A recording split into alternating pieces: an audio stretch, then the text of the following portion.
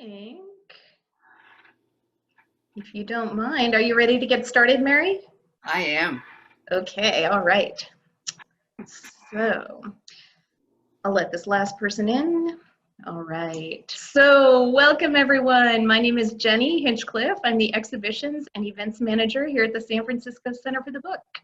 I would like to take a minute to welcome everyone to today's Shelter in Studio with our guest, our featured guest, Mary Laird. Many of you know Mary as one of our beloved instructors at the San Francisco Center for the Book. She teaches letterpress printing. She's been with the center since practically the very beginning. She has also taught at CALA and SF State, and we are super excited to have Mary with us today. So I am going to hand it over to Mary, and let me just go ahead and spotlight you and take it away. Mary Laird, show us your studio. Hi, everybody. Welcome to Quelquefois Press in my studio. And yeah, wow, I don't know why my hands are clammy in a virtual reality like this, but I guess it goes with the territory. So I wanted to start today with a quotation from gratefulness.org, which is, "Our inner wisdom is persistent but quiet. It will always whisper, but it will never stop knocking at your door." Veronica Tugaleva. So I have been Quelquefois Press for quite a while. I've prepped a few comments to you, and then I'll show you around my studio. I'll show you how my paintings and my artwork come together in my books. And I hope you'll have some questions at the end, if there's any time. So I want to welcome you again and thank Jenny and Chad and the Center for the Book for being so supportive and providing this, I hope, a welcome respite in this terrible time of COVID. So Quelquefois, as you may or may not know, means sometimes.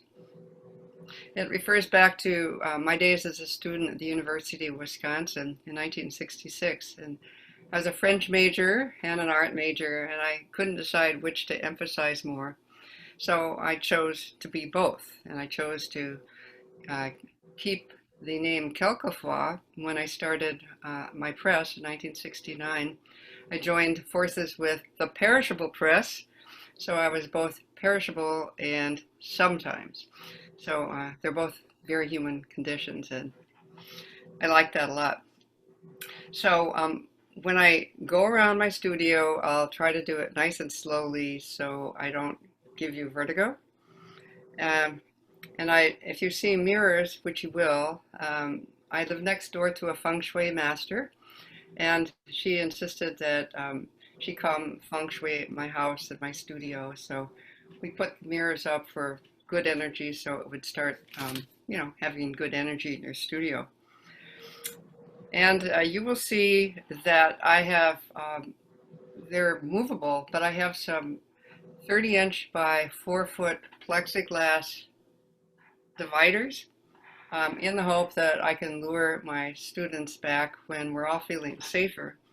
And I have purchased some shields that you put together so you start looking like a space monster. But even with your mask and the shield and then these plexiglass partitions, we do what we can so we feel safe. And right now I'm the only one in my studio, but I regularly have 2 or 3 students who come here once a week.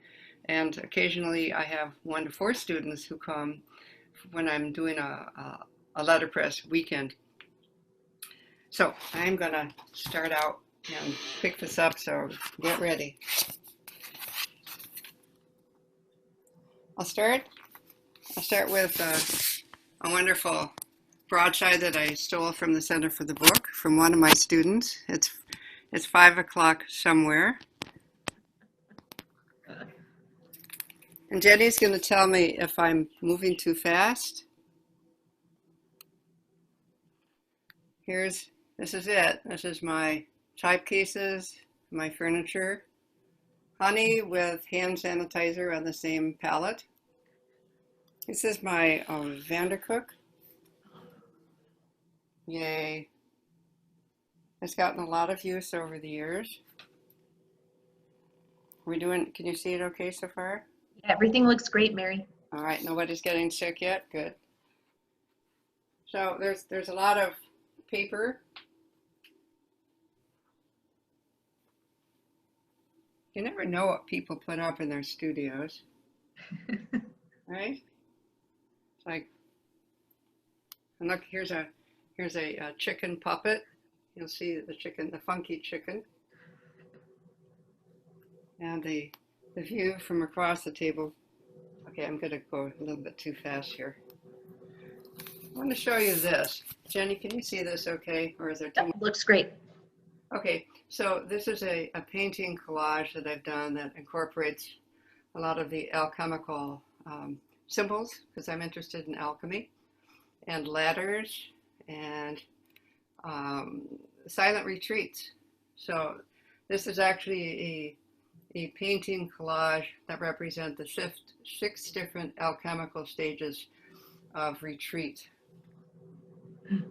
Here is Carla, Tenray, Dean Rubino, and Carol Brighton's type, waiting, just patiently and impatiently waiting for them to come back here. My shelves. This is the plexiglass. I guess you can see it from this side. Mm-hmm. Carla's book. Oh. And I don't know if you can see that. It's oh, I'm not going to put it on. Okay, now I'm going to take you over here. That was fast work. All right, now should I turn up the light, Jenny, or is that too much reflection? I would leave it on just because the colors are better, but tilt your laptop screen back a tiny bit so we can see. Or the other way? Perfect. Well, a little high. A little, oh, there? There you go. Okay. Perfect. So this is another painting. But take your fingers away from the, there you go. You're good. So, that's pretty funny. Here's more of the same. I've done these paintings are on wood, and you can still see I have hands. I have old photographs from my grandfather who taught Greek and Latin at the University of Wisconsin. And again, I'm interested in how we're interconnected. That means like you and me, bodies, hearts, and souls, and how that works and how you represent that. So I don't know if you've seen the Exquisite Corpse plaquettes, but this is the artwork that I did for it. Beautiful. It's leather, and the vortices are, it's like energy and light. So this is liquid chrome in there, and I came up with this idea when I was on a 6-day retreat, a silent retreat, and I love how I love how the inner comes out and the outer comes in, and how that comes out in your work. I mean, you all are working human beings with these great gifts to offer. So this is a small token of me sharing my interest. So this was let's see, there were 9. This is an artist book. You get all this artwork and you don't know what to do with it. So I chopped it up and I made a book. So that's really fun to do. And I like working with wood. So I made wooden covers. Beautiful. This is called Behind the Veil. And what's behind the veil? We all have our masks, and we put on our mask. I put on my lipstick, but who are we behind it all? So this book has mantras from the world religions, and I made a parchment case for it, which I thought was really cool. and I took it to Salt Lake City. And it's really dry in Salt Lake City. This is just I wrote inside so I could identify it. So I took this to Salt Lake City. I taught a workshop. At the end of the 3 days, I couldn't get my parchment around my book because it had shrunk. So I threw everything in my suitcase and I came home, and the humidity here in San Francisco was enough to make it expand again, and I was in luck. So this is another project that I did that's called Remember the Light, and it's let's see, how's that? Whoops, wrong page. Sorry, you guys. Yeah, looks great. So I chiseled by hand with micro chisels, and this one's oak. What was fun about it was I had a friend who had been diagnosed and who was given 3 months to live. So I thought, what would I want to do if I had 3 months to live? So this book actually took me 2 years. She lived 5, but that's what I really wanted to do. So I chopped up more prints and I put them into this book, and I made 7 boxes, and John Merritt stamped them, and I put elk inside this one. This is lime green cowhide, and the rest have purple, teal, and let's see, lime green ostrich skin. But people really like that, so those are all gone. I mean, and somebody said, I found those in Sheridan, Wyoming. Someone said, are these dyed, or is this how they came? So this is another book I did from classes at the Center for the Book. This one was with Dominic, and it was at Colleen Curry's workshop. We had to sew the books first, and then I decided to marble it. That was fun. It's a one-shot deal, and you put it through the marbling, and if you're lucky, it worked. I was so shocked that it worked. The only thing that happened was some of the pages got too much water, and it curled and it cockled. But you know why that's cool? Okay, Jenny's gonna say, why is that cool? That's cool because... Why is that cool, Mary? Tell us. The book is called Water Rising, and it was about the flood in Florence. So I thought, if this was, had a little cockled edges, that was really okay. Now, I want to share with you another book. This is by Anita Barrows, who lives around the block from me. She's a very talented poet. This book took 7 years to do, and it was stenciled on the covers. And this is ostrich, copper corners, and the most exciting thing about it was that, for me, it was very asymmetrical. So I had all these blocks, and I didn't like any of the cuts on them, so I flipped them, and I started putting masking tape on the blocks, and I pressure printed them all, and it worked. I have 101 colors in this book, and I printed the blocks first, dry, and then I had to dampen all the paper to print the type wet, damp, because it wasn't printing well without that happening. And the fun part was making sure the blocks joined up when they went from one page to another. When I finished this book, I felt so badly it had taken so long. Anita, we should do a book that was quick. So this one only took 4 years. Her granddaughter did the beautiful lino cuts. I set the type. No, I think Anita set the type. She set some of it. I set some of it. The granddaughter did the linos. Anita did one lino. And I did one lino. It's a sewn boards binding. Is it? Yep, it is. sometimes what it says on the colophon and how the book was really bound are not the same. So sometimes my colophons have lies in them, but don't tell anybody. Okay. Anyway, here's another one.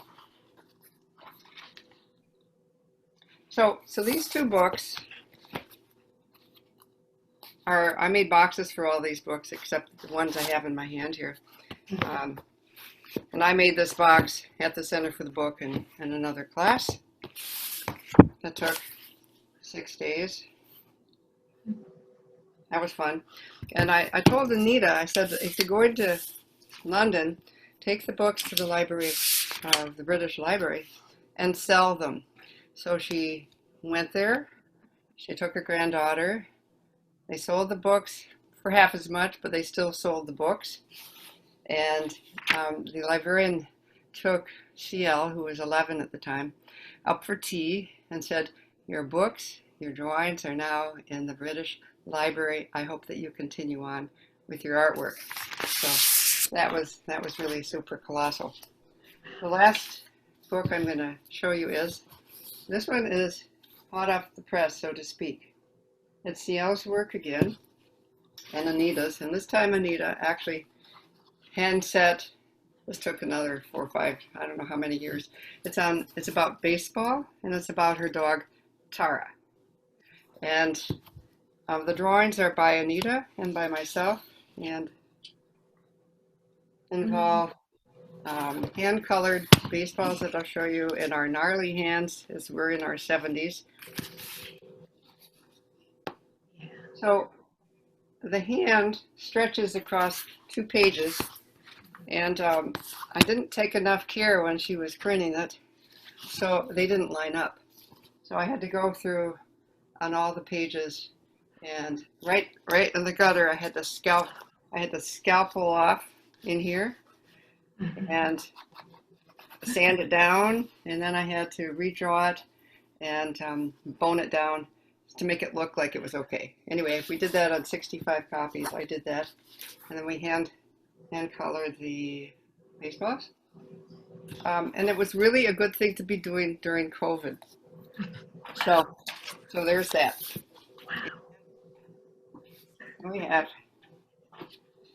this is a simple, lovely book that Ralph Drano did under my watchful eye. And this one's called, can you read it? Whoops. A little over to your, yeah, right there. Okay. Got it. Okay, so Ralph, he hand set this type. I decided it would be a good meditation practice for him, like the best. I mean, you know, concentrate on your navel when you could be setting type. So he did. My left hand secures the column of type in the frame of the composing stick, while my right carefully adds letters, upside down ones with ridges in the back. Unless I've done it backwards. Each letter brings me a little closer to the mountaintop, a limited editions book. A soulful male Mexican singer on the stereo provides romantic background music as Mary, tall, thin, letterpress printer extraordinaire, flits about bird-like. More coffee? She offers Carla and me in a buoyant voice. Carla, an elderly Indonesian woman with alive eyes, dressed like a Matisse masterpiece, is painting hundreds of brightly colored faces to illustrate copies of another poet's limited edition book. My lines have to be snug, requiring precise hand movements and patience. Valuable learning. I essay various sized blanks to fill the leftover space, then tell Mary, I think it's pretty tight now. She inspects it and replies, almost, then juggles lead, copper, brass pieces until the line is taut, like skin-tight jeans. You're doing great, she enthuses, and I'm gamely off to the next line. A mason building a house, brick by brick, a child happily playing with lead soldiers. So thank you, Ralph Drano, and this nice little chapbook. So when Ralph finished this, I said, so now you have to sell it. It took you a year to set, and it took a couple of months to print, and you paid $200 for the paper. So, and you get 20, 25 copies of this. And that was really, it was a wonderful challenge for him, because I said, I'm going to sell them for 80 to $100, and you can sell them for whatever you want. And he said, like, oh, would $20 be too much? And I said, like, you know. So anyway, he sold a lot of his books, and it was good for him to practice actually paying himself, or trying to get some money for all the time he put in on it. Wow. And that's did we use up very much time? Well, I was wondering if we ended with that beautiful poem, which is so perfect. And I was wondering if now you would be interested in taking a few questions. I would love some questions. Yeah? All right. We have a couple questions here, but I'll encourage everyone, if you have a question, please go ahead, just type them into the chat box, and we'll answer questions as they come up. But let's see, there is a question from Amy who asks where you received your training. Madison, Wisconsin. Oh, and on a sadder note about Wisconsin today, I read that one of the mills on the Wisconsin River was shutting down permanently, and it had been in production for over 100 years. So the paper mills are in deep trouble. Yes. Did that answer your question? It did. Let's see. Julia asks, do you have your own press at your house? Did I miss it? Is this? Yeah. You can see my press, right? Yes. Okay, there. I'm in my basement, so I have to walk downstairs, and then I'm at work. Nice. I love it. I recommend that everybody get a press, but you want to go to the Center for the Book when it's open again, so you can support them. Yeah. Yeah. Let's see. Lori is curious to know which binding is used for the books with the wood cover. What kind of book structure or binding did you use? Yep. Very good. It's a Coptic. Mm-hmm. And what about, did you use Coptic for the sort of like rounded wooden cover one? Let's see, rounded wooden cover. Ah! It's kind of, no, it's no, yeah, that. It's over, it's like a triple. Hold it up. Can you hold it up a little bit? Sure. Yeah, there you go. Yeah. Nice. It's cool. I went to Denver, when Steamboat Springs, actually, when Laura Waite was living there, and asked if I could come spend a week. You know, just pretty nice. She said, "Sure, you can come spend a week," and I learned this binding from her. So that was cool. I bound a cookbook, so I thought, like, you do one, and she was so generous with her time, and then I came back and made 7 of these ones that I just showed you. Super cool. Let's see. Oh, let's see. Ooh, so many good questions. Phoebe would like to know whether or not you're still working with the social justice quilters. Oh, am I still working with Vision Quilt? Thank you, Phoebe. Yes, I was going to actually say that I've been making masks for East Oakland. If you go to visionquilt.org, you can you see that it's an organization for those who are against gun violence, and we've been working with a charter school in East Oakland, and actually with several schools. And thank you, Phoebe, as somebody you're kind of on the front lines with it, like very much so as a teacher. I want to thank you for your service to humanity as a teacher. So, but visionquilt.org, absolutely, check it out, and make a quilt piece about how you feel about gun violence, and we'll put it up on the website. And let's see. Oh, Julia would like to know what your earliest creative memory is. as a kid. Oh yeah, as a I kid. guess so, yeah. Yeah. I've always been interested in art, like from the get-go. Yeah. Early. I guess it's not so early. I would say junior high school is not pretty early. But you know, some of us are slow starters. So I had a wonderful art teacher in junior high school who let me work in every media possible, and I did. He didn't have a printing press, or I would have done that too. He was astonishing. Wow. Do you remember a particular visual that was specifically, like sometimes as a little kid, you're really into like horses or birds or the color red. I mean, Oh, I sewed a doll. I remember sewing the doll. I made a stuffed doll, and it had a blue skirt and black yarn hair, and I don't have it still. So wow. Let's see. Let's see, one last question. Billy would like to know what your edition sizes are like. oh, Do good. you do large size editions or small? Okay. Well, Lily, my back in the day, 1990s, I think I did an edition of 200. That was crazy. And right now, 50 to 60. But I like doing artist editions for, like this was 9, and my other Remember the Light was 7. So they're getting smaller and smaller, and I still have like 25 boxes of Anita's books in my attic. And I don't want to chop them up and make more books out of books. So hopefully I'll get my butt out there and sell them someday. My children couldn't possibly store them all, you know. Anyway, is that Awesome. Yep, that's perfect. That's perfect. the Ah!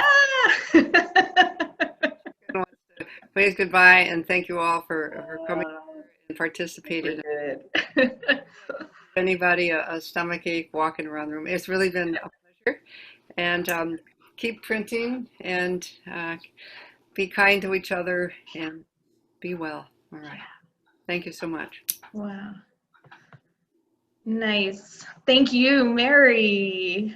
What I'm going to say is thank you, everyone, for attending our shelter in studio this week. Oh, they always go so fast, but it's like a nice little jolt of inspiration and creativity on your lunch hour. So thank you all for joining us for this week. For our listening, next week's Shelter in Studio, you can visit our website, www.sfcb.org. The best way to stay current on our upcoming events and workshops, which are all online for the time being, is to register for our newsletter. So you can do that on the homepage of our website, left-hand side. All right, thanks everybody for joining this week, and we hope to see you again next week. All right.